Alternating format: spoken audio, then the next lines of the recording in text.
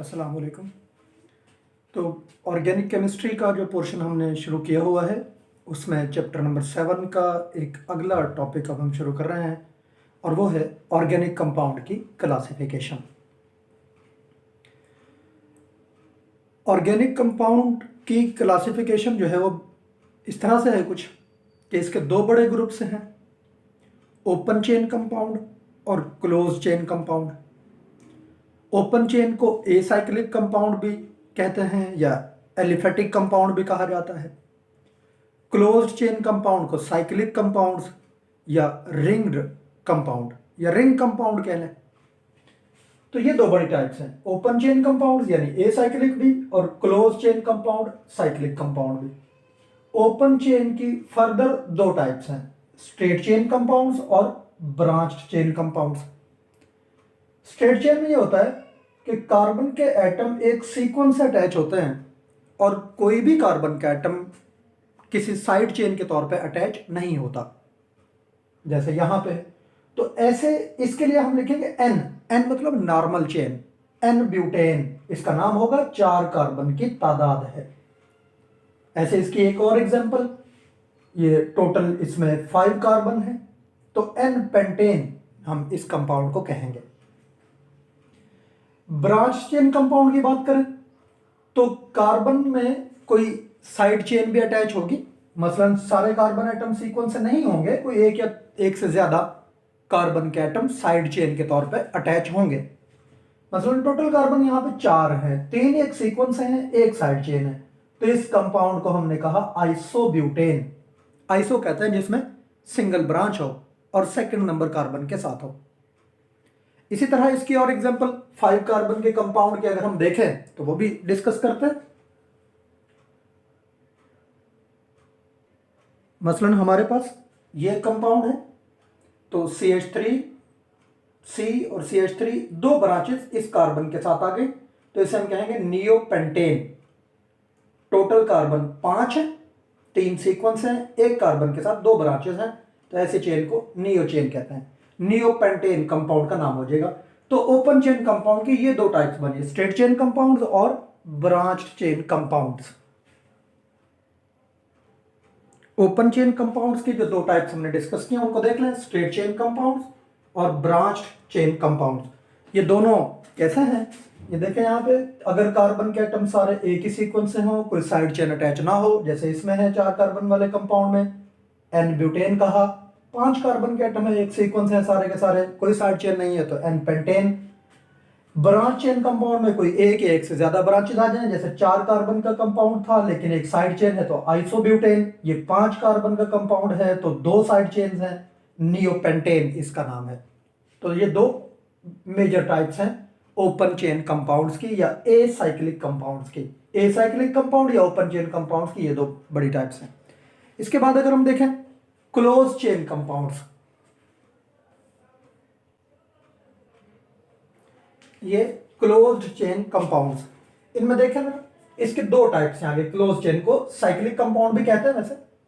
इनके दो टाइप्स हैं आगे, होमोसाइक्लिक या कार्बोसाइक्लिक और हेट्रोसाइक्लिक। होमोसाइक्लिक या कार्बोसाइक्लिक और हेट्रोसाइक्लिक कंपाउंड। अब होमोसाइक्लिक क्या है, जिसमें रिंग सेम एटम्स की होती है। कार्बोसाइक्लिक इसलिए कहते हैं क्योंकि हम ऑर्गेनिक कंपाउंड डिस्कस कर रहे हैं तो रिंग के अंदर कार्बन के अलावा कोई और एटम नहीं होगा। होमोसाइक्लिक की फिर दो टाइप्स हैं, एलिसाइक्लिक और एरोमेटिक। एलिसाइक्लिक और एरोमेटिक। अब इनमें क्या डिफरेंस है? होमोसाइक्लिक में कार्बन के एटम के अलावा कोई और एटम नहीं होगा रिंग के अंदर, इनमें कार्बन एटम के अलावा कोई और एटम भी रिंग के अंदर शामिल होता है। Alicyclic compound open chain compound से रिजेंबल करते हैं, लेकिन फर्क सिर्फ इतना है कि रिंग्स होती हैं इनके अंदर, यानी क्लोज चेन होती हैं। जैसे 4 कार्बन का कंपाउंड है तो साइक्लोब्यूटेन कह दिया, 3 कार्बन का कंपाउंड है साइक्लोप्रोपेन कहा, साइक्लोप्रोपेन।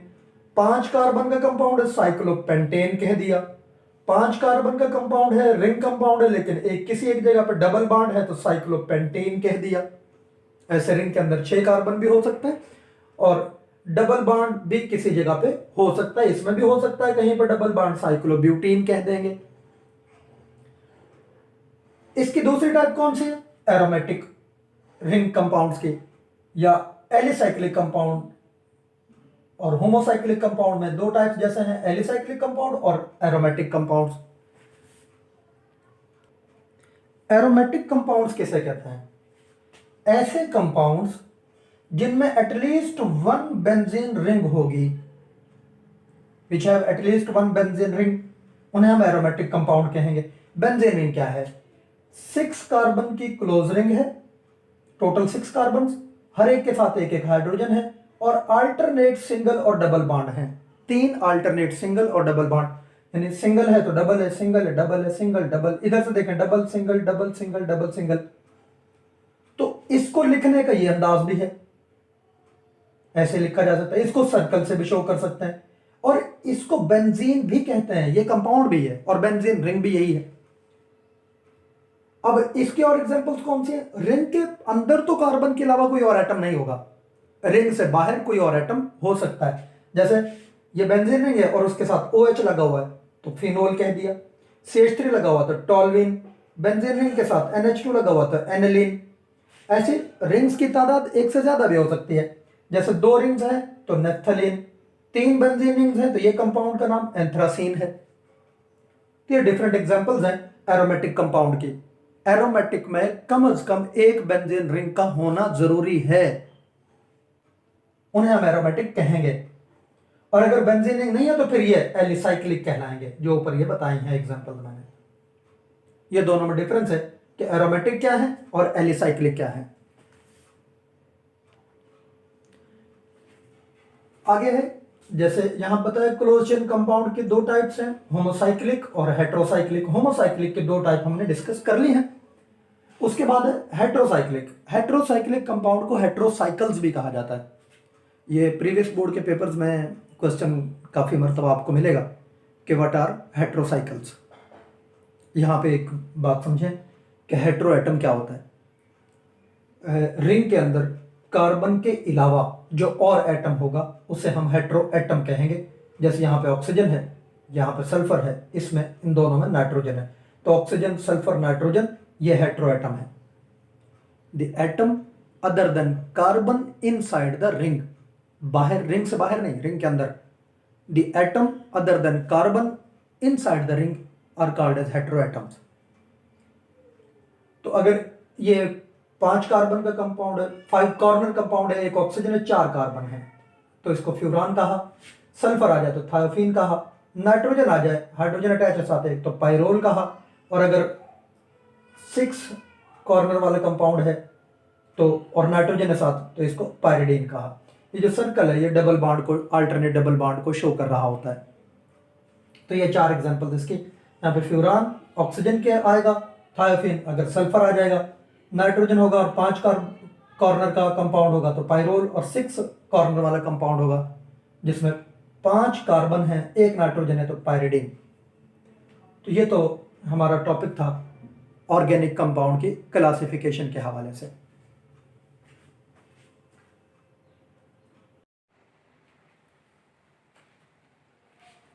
अस्सलाम वालेकुम। केमिस्ट्री के एक और लेक्चर के साथ मोहम्मद अरशद। तो टॉपिक शुरू करते हैं हम। ऑर्गेनिक केमिस्ट्री से ये टॉपिक लिया गया है, chapter number 7 second year chemistry. Topic है हमारा आइसोमरिज्म। ऑर्गेनिक कंपाउंड में अरेंजमेंट बड़ी इंपॉर्टेंस रखती है, और अगर हम कंपाउंड लिखते वक्त उसका स्ट्रक्चर चेंज कर दें तो उस कंपाउंड की प्रॉपर्टीज चेंज हो जाती हैं, चाहे उसका फार्मूला एक जैसा ही क्यों ना हो।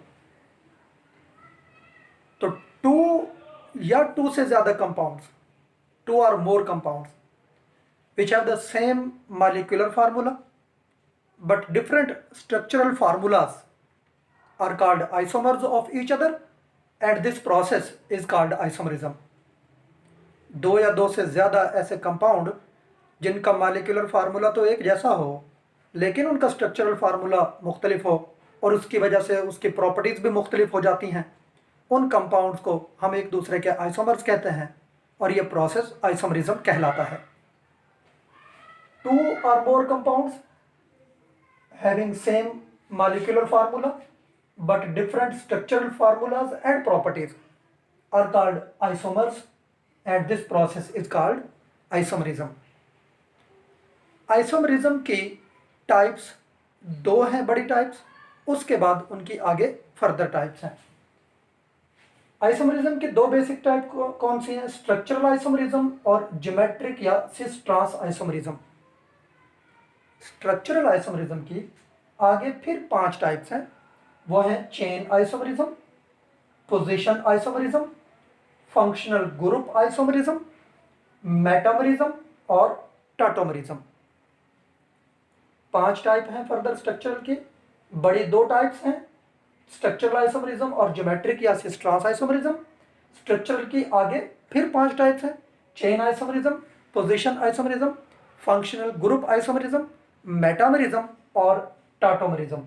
इन 5 टाइप्स को 1 by 1 हम डिस्कस करते हैं।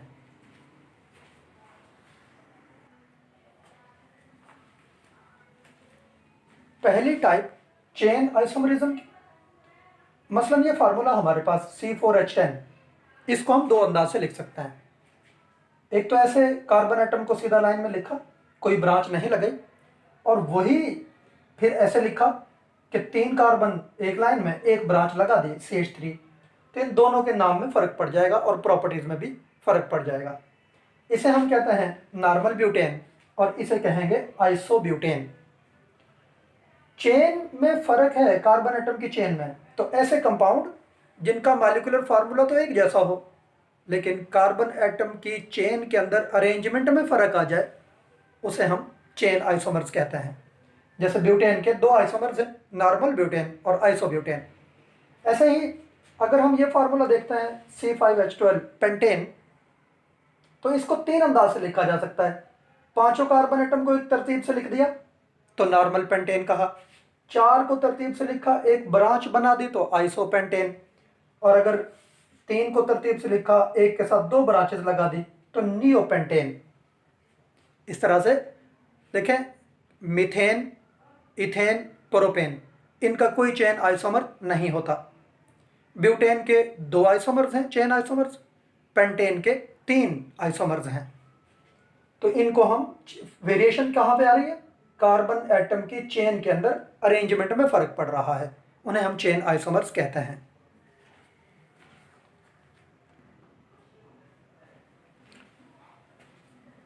स्ट्रक्चरल आइसोमरिज्म की दूसरी टाइप है पोजीशन आइसोमरिज्म। ये ऐसे कंपाउंड हैं, ऐसे आइसोमर्स हैं जिनमें फंक्शनल ग्रुप की पोजीशन चेंज हो जाती है, मुख्तलिफ जगह पे कार्बन के साथ वो अटैच होता है। जैसे यहाँ पे क्लोरीन पहले कार्बन के साथ है, फिर ये दूसरे कार्बन के साथ यहाँ पे अटैच है, तो हम इसे कहेंगे 1 क्लोरोप्रोपेन, यहाँ पे कहेंगे 2 क्लोरोप्रोपेन। तो 1 और 2 उसकी पोजीशंस हैं, तो इन्हें हम एक दूसरे के पोजीशन आइसोमर्स कहते हैं। ऐसे यहाँ पे डबल बॉन्ड की पोजीशन देखें तो ये 1 कार्बन के साथ डबल बॉन्ड है, 1 ब्यूटीन कहा, 4 कार्बन का कंपाउंड है। ये भी 4 कार्बन का कंपाउंड है, लेकिन डबल बॉन्ड सेकंड नंबर पे चला गया तो हमने इसको कहा 2 ब्यूटीन। तो ऐसे कंपाउंड जिनमें फंक्शनल ग्रुप चेंज नहीं होता, कार्बन की चेन भी चेंज नहीं होती, अलबत्ता फंक्शनल ग्रुप की पोजीशन चेंज हो जाती है, उन्हें हम पोजीशन आइसोमर्स कहते हैं। फिर फंक्शनल ग्रुप आइसोमरिज्म, ये क्या है? ऐसे कंपाउंड जिनका मॉलिक्यूलर फार्मूला तो सेम है लेकिन उनका फंक्शनल ग्रुप चेंज हो गया। अब फंक्शनल ग्रुप पे भी प्रॉपर्टीज डिपेंड करती हैं, प्रॉपर्टीज चेंज हो जाएंगी। जैसे ये कंपाउंड है, इसमें 2 कार्बन है, 6 हाइड्रोजन है और 1 ऑक्सीजन है, C2H6O। इसको 2 अंदाज से लिखा जा सकता है, डाई मिथाइल ईथर इसका नाम, और ये ethyl alcohol. Molecular formula same है, फंक्शनल ग्रुप में फर्क पड़ गया तो हम कहेंगे फंक्शनल ग्रुप आइसोमर्स। ऐसे ही ये कंपाउंड है प्रोपन अल्डिहाइड, 3 कार्बन का कंपाउंड है, अल्डिहाइड फंक्शनल ग्रुप है। यहाँ पे कीटोन है, 3 कार्बन का कंपाउंड है, फार्मूला चेक करें इसका और उसका तो सेम है, तो इसका नाम एसीटोन। या इसको डाई मिथाइल कीटोन भी कहते हैं। तो ऐसे कंपाउंड को हमने क्या नाम दिया? फंक्शनल ग्रुप आइसोमर्स का। दो टाइप जो मैंने आपको बताई हैं। पोजीशन आइसोमरिज्म में क्या होता है? फंक्शनल ग्रुप की पोजीशन चेंज हो जाती है, वो चाहे हेलोजन है, डबल बॉन्ड है, या ट्रिपल बॉन्ड है, या कोई और फंक्शनल ग्रुप है। और फंक्शनल ग्रुप आइसोमरिज्म में क्या होता है? फंक्शनल ग्रुप ही चेंज हो जाता है, मॉलिक्यूलर फार्मूला सेम रहता है। जैसे यहाँ पे ये ईथर है, ये अल्कोहल है, ये अल्डिहाइड है, ये कीटोन है, तो फंक्शनल ग्रुप ही चेंज हो गया। उनको हमने क्या कहा? फंक्शनल ग्रुप आइसोमर्स, और प्रोसेस कहलाया फंक्शनल ग्रुप आइसोमरिज्म।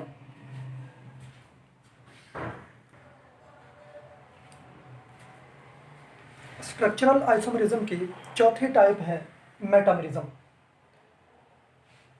ऐसे कंपाउंड जिसमें फंक्शनल ग्रुप के दोनों साइडों पे कार्बन एटम की तादाद में फर्क होगा, फंक्शनल ग्रुप चेंज नहीं होता।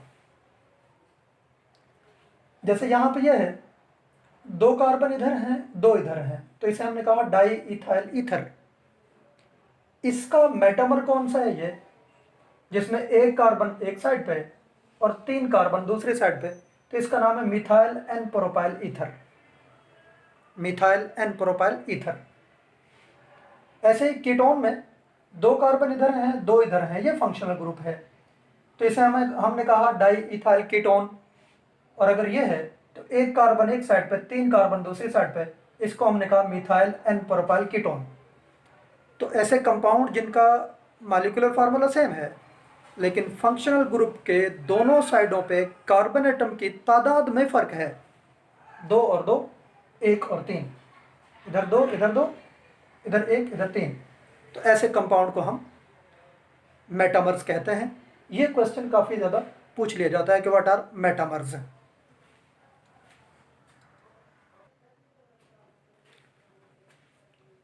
स्ट्रक्चरल आइसोमरिज्म की 5वीं टाइप है टाटोमरिज्म। टाटोमरिज्म ऐसे आइसोमर्स हैं जो H पॉजिटिव आयन यानी प्रोटॉन, इसकी शिफ्टिंग से बनते हैं। और शिफ्टिंग कहाँ पे होती है? With in the molecule. The isomers which are formed by the shifting of proton within the molecule are called tautomers. For example, amino acids का ये जनरल फार्मूला है। अब यहाँ पे ये अमाइनो ग्रुप है या कार्बोक्सिलिक एसिड ग्रुप है, तो इसमें H पॉजिटिव आयन यहाँ से निकला, इधर नाइट्रोजन के एटम पे लोन पेयर इलेक्ट्रॉन का उसके ऊपर शिफ्ट हो गया, तो इधर नेगेटिव चार्ज आया, यहाँ पे पॉजिटिव चार्ज। तो ऐसे दोनों कंपाउंड को हम एक दूसरे के टाटोमर्स कहेंगे। और ये जो आयन बना है पॉजिटिव और नेगेटिव सेम आयन के ऊपर दोनों चार्जेस हैं, इसे कहते हैं ज्विटर आयन, या इसको बोलते हैं इंटरनल साल्ट। एक और एग्जांपल देखते हैं, अल्डिहाइड, एसिटल्डिहाइड कह लें या इथानॉल कह लें, तो इसमें यहां से एक H निकल के इधर आ जाता है, शिफ्ट होता है, तो CH2 डबल बॉन्ड और COH और H, इसको इनोल कहते हैं। ऐसे ये एसीटोन, एक H यहां से निकला इधर आ गया, डबल बॉन्ड यहां पे आ जाएगा, तो शिफ्टिंग ऑफ प्रोटॉन हो रही है। तो यहां पे ये जो कंपाउंड बना है फिर डबल बॉन्ड है और OH है, इसको भी इनोल कहते हैं। तो कौन कौन से कंपाउंड टाटोमरिज्म शो करता है? अमाइनो एसिड में भी, अल्डिहाइड भी और कीटोन भी, ये टाटोमरिज्म शो करते हैं।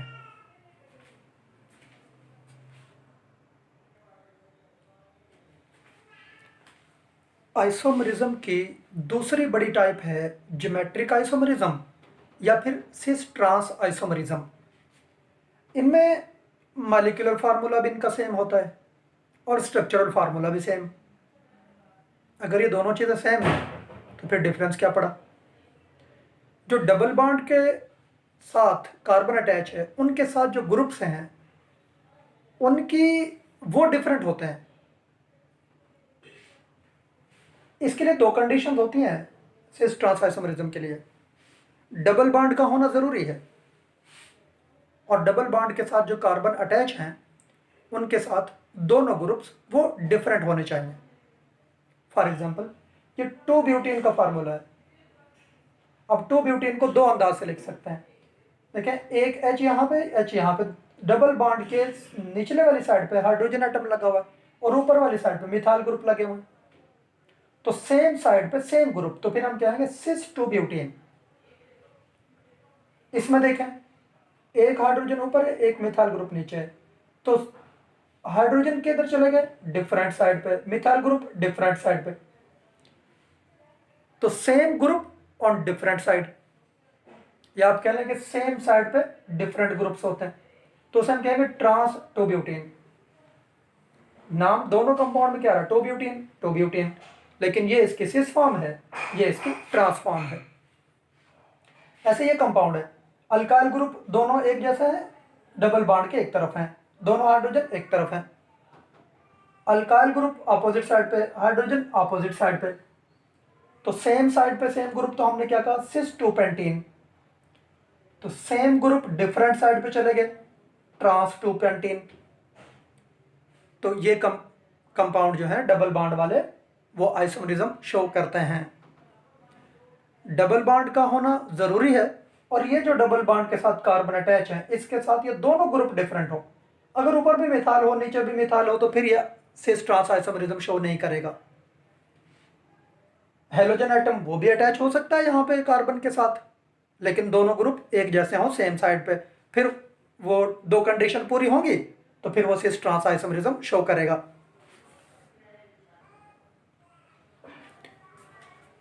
मसलन हमारे पास ये कंपाउंड है, इसमें दो हेलोजन हैं और दोनों सेम साइड पे हैं, दो मिथाइल ग्रुप सेम साइड पे, तो हम इसे कहेंगे सिस आइसोमर।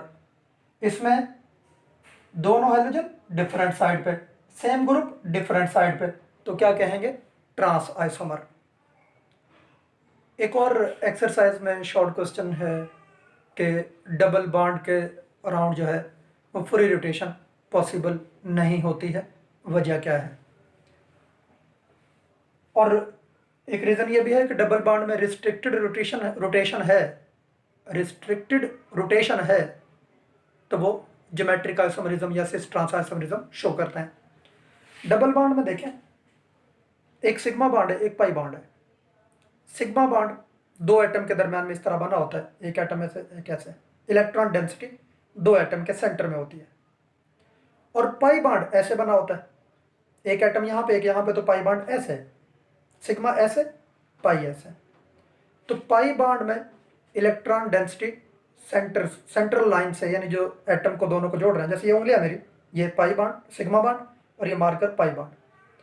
अब अगर ये ऊपर नीचे से जुड़े हुए हैं ये, अब अगर मैं इसको यूं रोटेट करूंगा इसको, तो ये पाई बॉन्ड तो टूट जाएगा।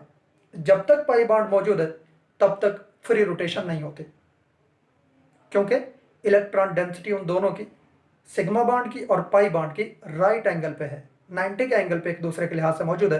तो डबल बॉन्ड के मौजूद होने से फ्री रोटेशन पॉसिबल नहीं होती। हाँ, अगर ये डबल बॉन्ड मौजूद ना होता, एक कार्बन के एटम में मसलन ये मेरा हाथ है, एक इधर एक एटम इधर, ये उनमें सिग्मा बॉन्ड बना हुआ है, तो अब ये फ्रीली रोटेट कर सकते हैं और सिग्मा बॉन्ड ब्रेक नहीं करेगा। तो सिग्मा जब पाई बॉन्ड ब्रेक कर जाए फिर फ्री रोटेशन पॉसिबल है, और अगर ये पाई बॉन्ड मौजूद है तो फिर फ्री रोटेशन पॉसिबल नहीं हुआ करती है।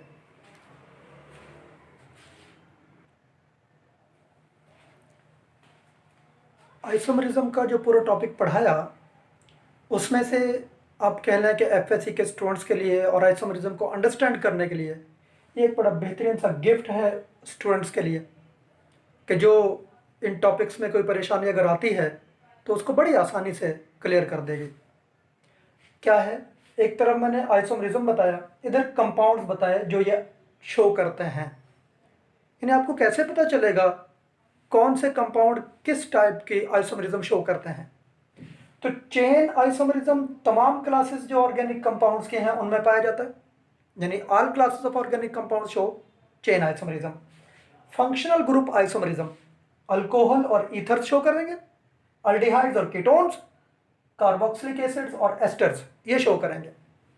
तो यहां से पहचान जाएंगे, यानी अल्कोहल का दूसरा ईथर्स होंगे, अल्डिहाइड के दूसरे काउंटर पार्ट कीटोन्स होंगे जो फंक्शनल ग्रुप आइसोमर शो करते हैं, कार्बोक्सिलिक एसिड और एस्टर्स शो करेंगे। फिर तीसरी टाइप जो है पोजीशन आइसोमरिज्म, ये all classes of organic compounds except, इनको याद रखना है, alkanes, aldehydes and monocarboxylic acids ये पोजीशन आइसोमरिज्म शो नहीं करते। कौन कौन से? अल्केन, अल्डिहाइड और monocarboxylic acids position isomerism show नहीं करते, बाकी सारी क्लासेस ऑर्गेनिक कंपाउंड की शो करती हैं। मेटामरिज्म ये वो कंपाउंड है जो शो करेंगे, ईथर्स शो करता है, कीटोन्स शो करता है और एस्टर्स शो करता है। Ethers, ketones and esters. Tautomerism कौन कौन से कंपाउंड शो करता है? अमाइनो एसिड्स, अल्डिहाइड्स और कीटोन्स। तो इन चीज़ों को अगर आप याद कर लेंगे, समझ लेंगे, तो किसी भी किस्म का कोई एमसीक्यूज पूछ लिया जाए मिक्स करके तो आप बड़ी आसानी से यहाँ से उसका आंसर दे सकते हैं कि किसका ऑप्शन क्या करेक्ट होगा। आइसोमरिज्म एंट्री टेस्ट के लिहाज से बहुत स्ट्रॉन्ग एरिया है, यानी यहाँ से एमसीक्यूज अक्सर पूछ लिए जाते हैं, इसलिए आपने इस टॉपिक को अच्छे से तैयार करना है, ताकि हम इस तरीके से स्टडी कर रहे हैं ना कि आपका मेरिट बनाना बड़ा आसान हो जाए, एफएससी में भी आप अच्छे नंबर लें और फिर आगे एंट्री टेस्ट में भी अच्छा स्कोर करें, ताकि आपका जो मकसद है, जो कुछ बनना चाहते हैं, डॉक्टर बनना चाहते हैं, इंजीनियर बनना चाहते हैं, तो उसमें ताकि आप कामयाब हो सकें। तो ये सब कुछ था आज के टॉपिक हमारे आइसोमरिज्म के हवाले से।